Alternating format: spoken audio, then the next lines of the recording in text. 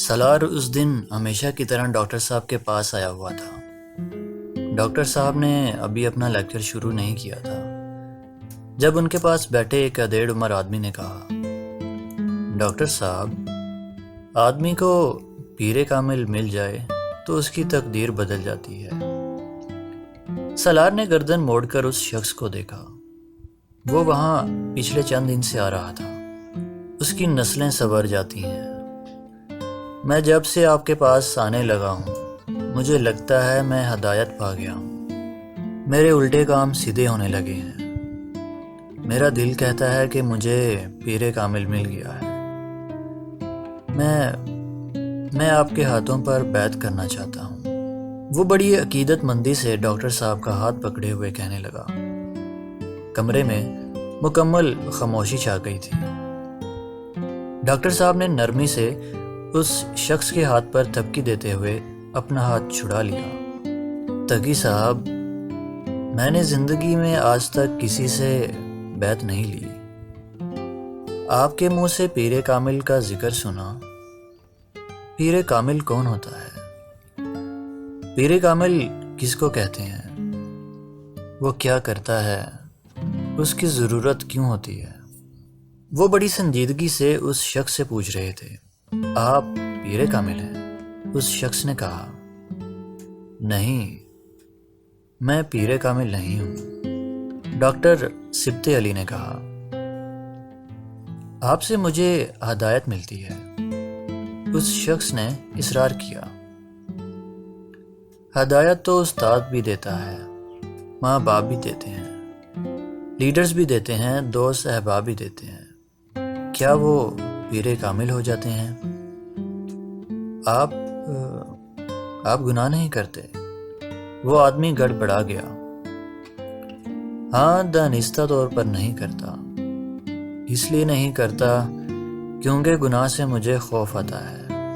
یہاں پر بیٹھے بہت سے لوگ دانستہ طور پر گناہ نہیں کرتے ہوں گے کیونکہ میری طرح انہیں بھی گناہ سے خوف آتا ہوگا، مگر نادانستگی میں مجھ سے کیا سرزد ہو جاتا ہے اسے میں نہیں جانتا۔ ہو سکتا ہے نادانستگی میں مجھ سے گناہ بھی سرزد ہو جاتے ہوں۔ انہوں نے مسکراتے ہوئے کہا، آپ کی دعا قبول ہوتی ہے۔ وہ آدمی اپنے موقف سے ہٹنے کے لیے تیار نہیں تھا۔ دعا تو ماں باپ کی بھی قبول ہوتی ہے، مجبور اور مظلوم کی بھی قبول ہوتی ہے، اور بھی بہت سے لوگوں کی قبول ہوتی ہے، لیکن آپ کی تو ہر دعا قبول ہو جاتی ہے۔ اس نے اصرار کیا۔ ڈاکٹر سبت علی صاحب نے انکار میں سر ہلایا۔ نہیں، ہر دعا تو قبول نہیں ہوتی۔ میں کئی سالوں سے ہر روز مسلمانوں کی نشاط ثانیہ کی دعا کرتا ہوں، ابھی تک تو قبول نہیں ہوئی۔ ہر روز میری کی جانے والی کئی دعائیں قبول نہیں ہوتی، لیکن آپ کے پاس جو شخص دعا کروانے کے لیے آتا ہے اس کے لیے آپ کی دعا ضرور قبول ہو جاتی ہے۔ ڈاکٹر صاحب کی مسکراہٹ اور گہری ہو گئی۔ آپ کے لیے کی جانے والی دعا قبول ہو گئی ہوگی۔ یہاں بہت سے ایسے ہیں جن کے لیے میری دعا قبول نہیں ہوتی یا نہیں ہوئی۔ وہ اب کچھ بول نہیں سکا۔ آپ میں سے اگر کوئی بتا سکے کہ پیر کامل کون ہوتا ہے؟ وہاں موجود لوگ ایک دوسرے کو دیکھنے لگے۔ پھر ایک آدمی نے کہا، پیر کامل نیک شخص ہوتا ہے، عبادت گزار شخص، پارسا آدمی۔ ڈاکٹر سبت علی نے سر ہلایا۔ بہت سے لوگ نیک ہوتے ہیں، عبادت گزار ہوتے ہیں، پارسا ہوتے ہیں۔ آپ کے ارد گرد ایسے بہت سارے لوگ ہوتے ہیں، تو کیا وہ سب پیر کامل ہوتے ہیں؟ نہیں، پیر کامل وہ آدمی ہوتا ہے جو دکھاوے کے لیے عبادت نہیں کرتا، دل سے عبادت کرتا ہے، صرف اللہ کے لیے۔ اس کی نیکی اور پارسائی ڈھونگ نہیں ہوتی۔ ایک اور شخص نے اپنی رائے دی۔ اپنے حلقہ احباب میں آپ میں سے ہر ایک کسی نہ کسی ایسے شخص کو ضرور جانتا ہوگا جس کی عبادت کے بارے میں اسے یہ شبہ نہیں ہوتا کہ وہ ڈھونگ ہے۔ جس کی نیکی اور پارسائی کا بھی آپ کو یقین ہوتا ہے، تو کیا وہ شخص پیر کامل ہے؟ کچھ دیر خاموشی رہی، پھر ایک اور شخص نے کہا، پیر کامل ایک ایسا شخص ہوتا ہے جس کے الفاظ میں تاثیر ہوتی ہے کہ وہ انسان کا دل بدل دیتے ہیں۔ تاثیر بھی بہت سے لوگوں کے الفاظ میں ہوتی ہے، کچھ کے منہ سے نکلنے والے الفاظ میں، کچھ کے قلم سے نکلنے والے الفاظ میں۔ تاثیر تو اسٹیج پر کھڑے ایک کمپیئر اور اخبار کا کالم لکھنے والے ایک جرنلسٹ کے الفاظ میں بھی ہوتی ہے، تو کیا وہ پیر کامل ہوتے ہیں؟ ایک اور شخص بولا، پیر کامل وہ ہوتا ہے جسے الہام اور وجدان ہو، جو مستقبل کو بوجھ سکے۔ ہم میں سے بہت سارے لوگ ایسے خواب دیکھتے ہیں جن میں مستقبل میں درپیش آنے والے حالات سے ہمیں آگاہی ہو جاتی ہے۔ کچھ لوگ استخارہ بھی کرتے ہیں اور چیزوں کے بارے میں کسی حد تک جان جاتے ہیں۔ کچھ لوگوں کی چھٹی حس بہت تیز ہوتی ہے، وہ خطروں کو بھانپ جاتے ہیں۔ پیر کامل کون ہوتا ہے؟ ڈاکٹر صاحب کچھ دیر خاموش رہے، انہوں نے پھر اپنا سوال دہرایا، پیر کامل کون ہوتا ہے؟ سالار الجھن امیز انداز میں ڈاکٹر سبطی علی کے چہرے کو دیکھنے لگا۔ کیا ڈاکٹر سبطی علی کے علاوہ کوئی اور پیر کامل ہو سکتا تھا؟ اور اگر وہ نہیں تھے تو پھر کون تھا؟ اور کون ہو سکتا تھا؟ وہاں بیٹھے ہوئے لوگوں کے دل و دماغ میں ایک ہی گونج تھی۔ ڈاکٹر سبطی علی ایک ایک کا چہرہ دیکھ رہے تھے، پھر ان کے چہرے کی مسکراہٹ آہستہ آہستہ معدوم ہو گئی۔ پیر کامل میں کاملیت ہوتی ہے۔ کاملیت ان تمام چیزوں کا مجموعہ ہوتی ہے جو آپ کہہ رہے تھے۔ پیر کامل وہ شخص ہوتا ہے جو دل سے اللہ کی عبادت کرتا ہے، نیک اور پارسا ہوتا ہے، اس کی ہر دعا قبول ہوتی ہے، اس حد تک جس حد تک اللہ چاہے۔ اس کے الفاظ میں تاثیر بھی ہوتی ہے، وہ لوگوں کو ہدایت بھی دیتا ہے، مگر اسے الہام نہیں ہوتا، اسے وجدان ہوتا ہے۔ وہی اترتی ہے اس پر، اور وہی کسی عام انسان پر نہیں اترتی، صرف پیغمبر پر اترتی ہے۔ 1,24,000 پیغمبروں میں سے ہر پیغمبر کامل تھا، مگر پیر کامل وہ ہے جس پر نبوت کا سلسلہ ختم کر دیا جاتا ہے۔ ہر انسان کو زندگی میں کبھی نہ کبھی کسی پیر کامل کی ضرورت ضرور پڑتی ہے۔ کبھی نہ کبھی انسانی زندگی اس موڑ پر آ کر ضرور کھڑی ہو جاتی ہے جب یہ لگتا ہے کہ ہمارے لبوں اور دل سے نکلنے والی دعائیں بے اثر ہو گئی ہیں، ہمارے سجدے اور ہمارے پھیلے ہوئے ہاتھ رحمتوں اور نعمتوں کو اپنی طرف موڑ نہیں پا رہے۔ یوں لگتا ہے جیسے کوئی تعلق تھا جو ٹوٹ گیا ہے، پھر آدمی کا دل چاہتا ہے اب اس کے لیے کوئی اور ہاتھ اٹھائے، کسی اور کے لب اس کی دعا اللہ تک پہنچ جائے، کوئی اور اللہ کے سامنے اس کے لیے گڑ گڑائے، کوئی ایسا شخص جس کی دعائیں قبول ہوتی ہوں، جس کے لبوں سے نکلنے والی التجائیں اس کے اپنے لفظوں کی طرح واپس نہ موڑ دی جاتی ہوں۔ پھر انسان پیر کامل کی تلاش شروع کرتا ہے، بھاگتا پھرتا ہے دنیا میں کسی ایسے شخص کے لیے جو کاملیت کی کسی نہ کسی سیڑھی پر کھڑا ہو۔ پیر کامل کی یہ تلاش انسانی زندگی کے ارتقاء سے اب تک جاری ہے۔ یہ تلاش وہ خواہش ہے جو اللہ خود انسان کے دل میں پیدا کرتا ہے۔ انسان کے دل میں یہ خواہش، یہ تلاش نہ اتاری جاتی تو وہ پیغمبروں پر کبھی یقین نہ لاتا، کبھی ان کی پیروی اور اطاعت کرنے کی کوشش نہ کرتا۔ پیر کامل کی یہ تلاش ہی انسان کو ہر زمانے میں اتارے جانے والے پیغمبروں کی طرف لے جاتی رہی۔ پھر پیغمبروں کی مبعوثیت کا یہ سلسلہ حضرت محمد صلی اللہ علیہ وآلہ وسلم کے ساتھ ختم کر دیا گیا۔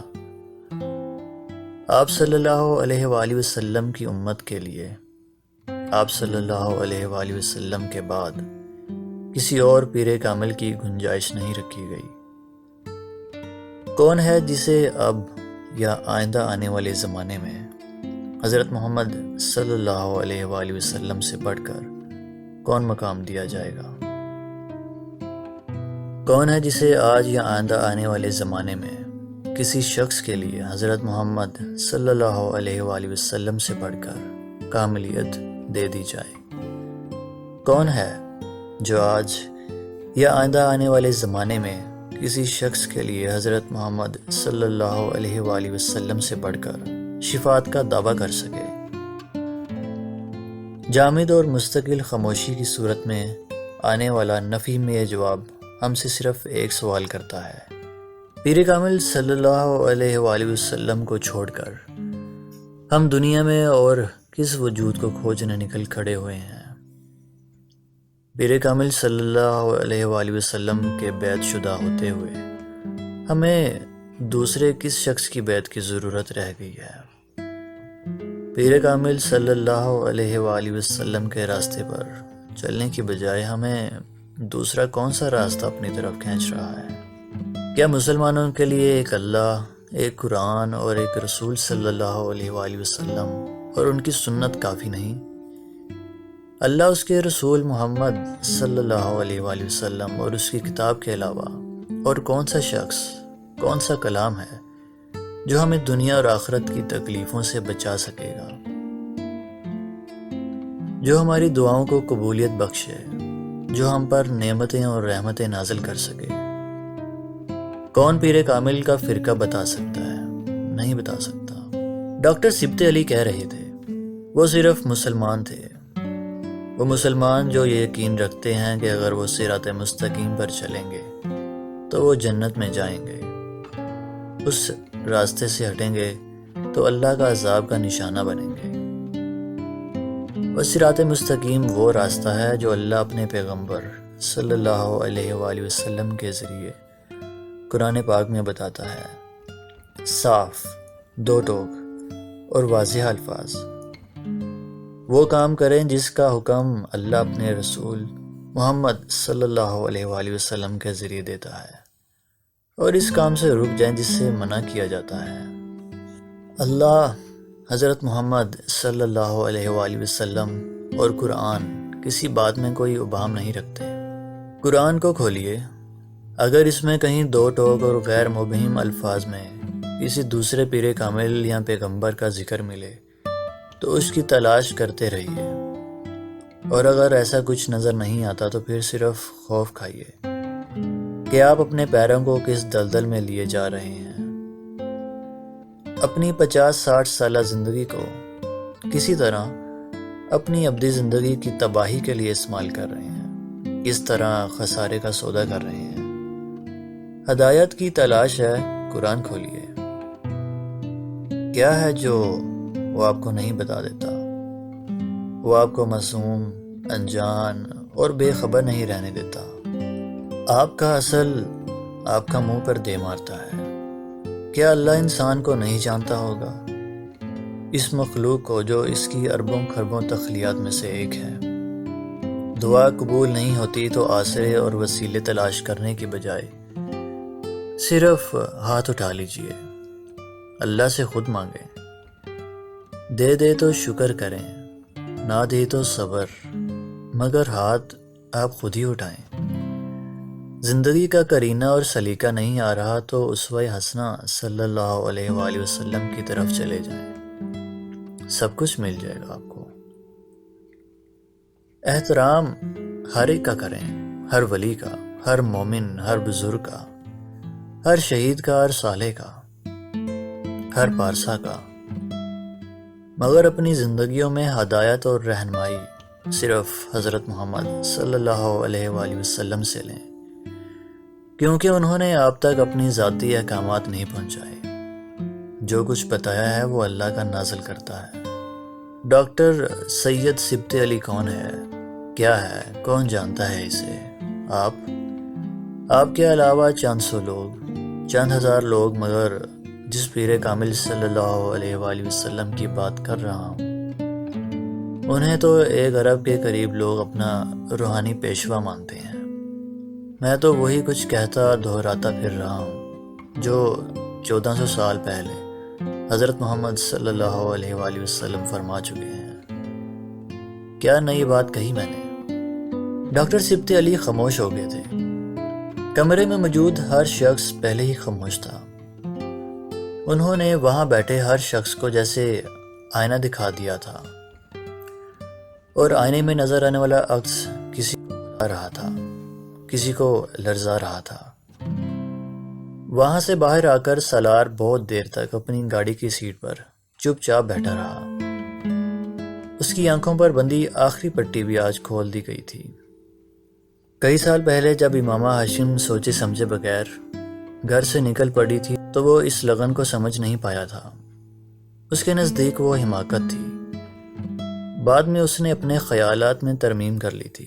اسے یقین آ گیا تھا کہ کوئی بھی واقعی حضرت محمد صلی اللہ علیہ وآلہ وسلم کی محبت میں اس حد تک گرفتار ہو سکتا ہے کہ سب کچھ چھوڑ دے۔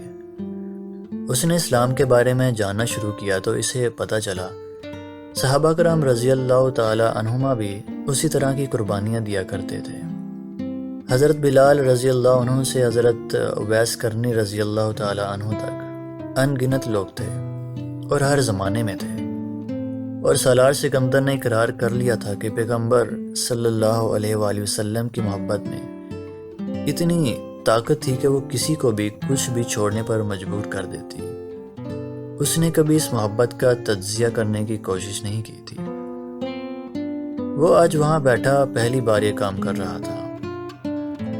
یہ صرف پیغمبر صلی اللہ علیہ وآلہ وسلم کی محبت نہیں تھی جس نے امامہ ہاشم کو گھر چھوڑنے پر مجبور کر دیا تھا۔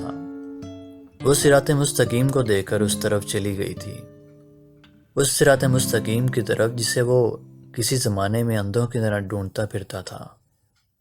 وہ صحابہ کرام رضی اللہ تعالی عنہ بھی اسی طرح صراط مستقیم کی طرف جاتے تھے۔ امامہ ہاشم نے کئی سال پہلے پیر کامل صلی اللہ علیہ وآلہ وسلم کو پا لیا تھا۔ وہ بے خوفی اسی ہدایت اور رہنمائی کی عطا کردہ تھی جو اسے حضرت محمد صلی اللہ علیہ وآلہ وسلم کی محبت سے ملی تھی۔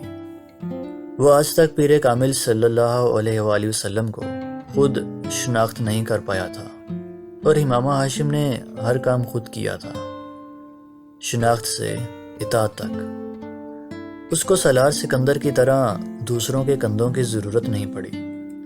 سالار سکندر نے پچھلے 8 سالوں میں امامہ ہاشم کے لیے ہر جذبہ محسوس کیا تھا، حقارت، تضحیک، پچھتاوا، نفرت، محبت، سب کچھ۔ مگر آج وہاں بیٹھے پہلی بار اسے امامہ ہاشم سے حسد ہو رہا تھا۔ تھی کیا وہ؟ ایک عورت، ذرا سی عورت، آسمان کی حور نہیں تھی۔ سالار سکندر جیسے آدمی کے سامنے کیا اوقات تھی اس کی؟ کیا میرے جیسا آئی کیو تھا اس کا؟ کیا میرے جیسی کامیابیاں تھیں اس کی؟ کیا میرے جیسا کام کر سکتی تھی وہ؟ کیا میرے جیسا نام کما سکتی تھی؟ کچھ بھی نہیں تھی، کچھ بھی نہیں تھی وہ، اور اس کو سب کچھ پلیٹ میں رکھ کر دے دیا۔ اور میں جس کا آئی کیو لیول 150 پلس ہے، مجھے سامنے کی چیزیں دیکھنے کے قابل نہیں رکھا۔ وہ اب آنکھوں میں نمی لیے اندھیرے میں ونڈ سکرین سے باہر دیکھتے ہوئے بڑبڑا رہا تھا۔ مجھے بس اس قابل کر دیا کہ میں باہر نکلوں اور دنیا فتح کر لوں، وہ دنیا جس کی کوئی وقات ہی نہیں ہے۔ اور وہ رک گیا۔ اسے امامہ پر غصہ آ رہا تھا۔ 8 سال پہلے کا وقت ہوتا تو وہ اسے بیچ کہتا، تب امامہ پر غصہ آنے پر وہ اسے یہی کہا کرتا تھا۔ مگر 8 سال کے بعد آج وہ زبان پر اس کے لیے گالی نہیں لا سکتا تھا۔ وہ امامہ ہاشم کے لیے کوئی برا لفظ نکالنے کے جرت نہیں کر سکتا تھا۔ صراط مستقیم پر خود سے بہت آگے کھڑی اس عورت کے لیے کون زبان سے برا لفظ نکال سکتا تھا؟ اپنے گلاسز اتار کر اس نے اپنی آنکھیں مسلیں۔ اس کے انداز میں شکست خوردگی تھی۔ پیر کامل صلی اللہ علیہ وآلہ وسلم، صراط مستقیم۔ 8 سال لگے تھے مگر تلاش ختم ہو گئی تھی، جواب مل چکا تھا۔